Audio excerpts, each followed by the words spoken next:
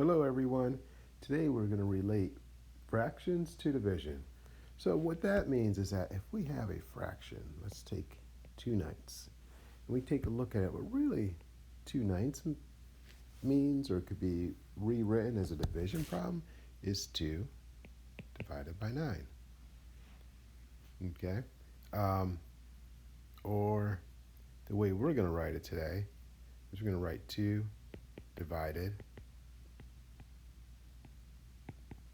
by 9.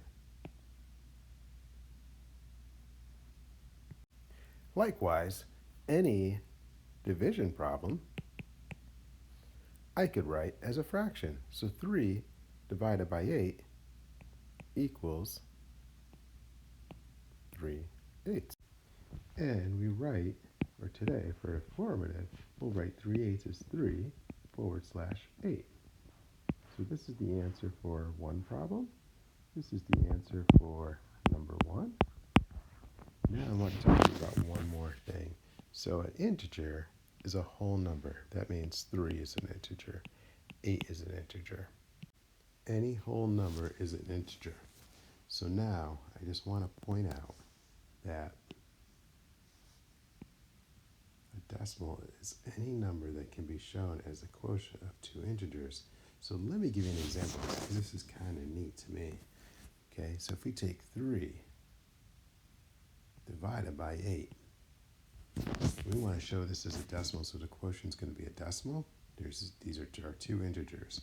So we know 8 goes into 3 0 times. Then we add a 0. And we see 8 goes into 30 3 times. Then we multiply. 3 times 8 is 24.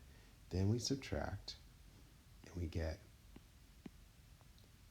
10 minus 6, 4 is 6. So we have a remainder of 6. We bring down a 0. 60 divided by 8 is 7. 7 times 8 is 56. We subtract, we have 4. We bring down another 0. And we say 40 divided by 8 is 5. And 5 times 8 is 40. Our remainder is 0, so we're done. So 3/8 equals 375 thousandths.